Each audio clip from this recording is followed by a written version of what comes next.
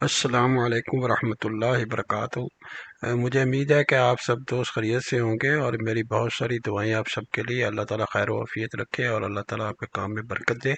आज का जो लेसन है हमारा वो है जो पाउंड आपने बनाया था उसकी जो वॉल्यूम कैलकुलेशन कैसे करेंगे, वॉल्यूम कैलकुलेशन किस तरह से उसकी होगी। तो सबसे पहले तो हमने ये देखना है, क्योंकि वॉल्यूम कैलकुलेशन उसके टॉप जो फीचर लाइन थी ना, यहाँ ये वाली जो टॉप की थी, इसको जो इस्तेमाल करके हम ना कैलकुलेट करेंगे।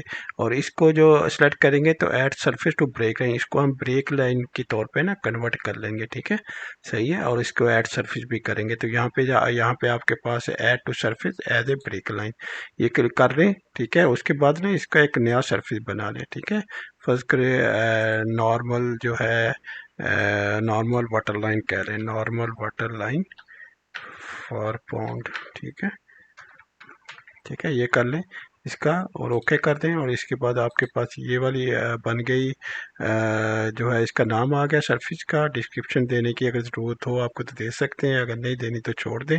ओके करें। ठीक है, ओके करेंगे तो आपके पास ना जो है इसका आ जाएगा, जो ये वाली जो लाइन थी फीचर लाइन, वो ब्रेक लाइन के तौर पे, और उसके अंदर सरफेस जो है वो भी जो है आ जाएगा। ठीक है, यानी इसके अंदर इसको सरफेस के तौर पे हम इस्तेमाल कर सकते हैं।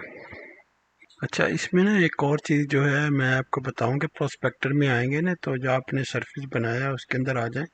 ठीक है, सरफेस को क्लिक करें और उसके बाद सरफेस प्रॉपर्टी में जाएं और सरफेस में प्रॉपर्टी में जाके इसको नो डिस्प्ले पे कर दें। इसलिए नो डिस्प्ले पे कर दें कि आपने वॉल्यूम कैलकुलेट करनी है, आपने विजुअलाइज नहीं करना उसको। ठीक है, तो ओके कर दें, अप्लाई कर दें और ओके कर दें, तो इस तरह तो आपका सरफेस जो है नो डिस्प्ले पे आ जाएगा। अच्छा, उसके बाद अगली चीज़ ना, आप यहाँ प्रोस्पेक्टर में आके ना इसको इसी सरफेस को खोल लें और यहाँ पे डेफिनेशन में आ जाएं और डेफिनेशन में आप एडिट में आ जाएं। एडिट में राइट क्लिक करें तो यहाँ पे देखें रेज एंड लोअर सरफेस होगा। ठीक है, यहाँ पे चले जाएं और इसको ना थोड़ा सा जो है कम कर लें। इसकी एलिवेशन इसलिए कम करें कि अगर ये आपकी जो वॉल्यूम है, जाहिर है वो बिल्कुल भरा हुआ तो नहीं होगा ना, ऊपर वाले टॉप लेवल पे तो नहीं होगा। ठीक है, थोड़ा सा नीचे होगा। ठीक है, अदरवाइज तो ओवरफ्लो कर जाएगा ना, तो आपकी वॉल्यूम सही नहीं आएगी। ठीक है, तो थोड़ा सा नीचे रखें लेवल, ताकि जो आपकी वॉल्यूम है वो सही तरह से कैलकुलेट हो।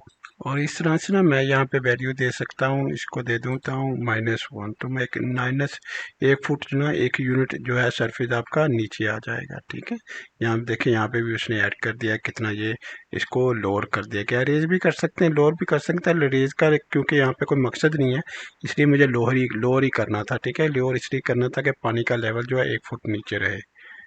अच्छा, इसके बाद ना चलते हैं हम ना ग्रेडिंग टूल की तरफ। ग्रेडिंग टूल में हम गए।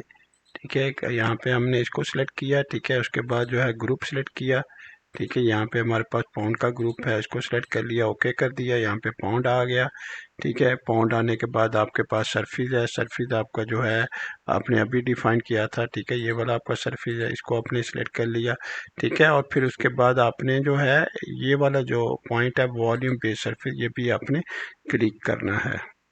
अच्छा, वॉल्यूम क्योंकि हमारी जो है NWL फॉर पाउंड के लिए आएगी, यहाँ पे नॉर्मल वाटर लेवल। ठीक है, यहाँ पे तो इसको आपने सिलेक्ट करना है। ठीक है, यहाँ से उसके बाद इसको ओके कर दें, अप्लाई कर दें, ओके कर दें। ओके करने के बाद जो है आप वॉल्यूम पे आ जाएं, ग्रेडिंग वॉल्यूम पाउंड की। ठीक है, यहाँ पे ये सिलेक्ट कर लें, यहाँ पे ओके कर दें। ठीक है, तो यहाँ पे आपके पास ना जो कट है ना, आपको कैपेसिटी बताएगा कि आपकी कितनी कैपेसिटी है पाउंड की। ठीक है, यहाँ आपके पास कैपेसिटी आ गई। इसी तरह लोअर रेज भी कर सकते हैं आप। ठीक है, चीज़ों को। ठीक है, लोअर रेज करके अगर कैपेसिटी बढ़ाना चाहते हैं, ठीक है, अगर 1 फुट में नीचे किया था तो 5 इंच ऊपर लेके जाना चाहते हैं तो यहाँ पे वैल्यू डाल दें उतनी। ठीक है, ठीक है, और उसके बाद कहाँ पे रखना चाहते हैं, अगर लेवल ऑटोमेटिक लेवल भी है आपके पास तो यहाँ से ऑटोमेटिक लेवल भी सेट कर सकते हैं यहाँ पे जाके। और अगर आपके फर्ज करें यहाँ पे क्यूबिक यार्ड के अंदर आ रहा है तो फिर क्यूबिक फीट के अंदर, क्यूबिक मीटर के अंदर आप कन्वर्ट भी कर सकते हैं। ठीक है, कन्वर्ट करके जो है जो जो भी आपको वैल्यू चाहिए वो वैल्यू आप कैलकुलेट कर सकते हैं। तो अपना ख्याल रखिएगा। ये था किसी भी पाउंड की वॉल्यूम कैसे कैलकुलेट की जाती है। और दूसरों के साथ ज़रूर वीडियो शेयर कीजिएगा ताकि दूसरों को भी फ़ायदा हो। अल्लाह हाफिज़, अस्सलाम वालेकुम वरहमतुल्लाहि वबरकातुहू।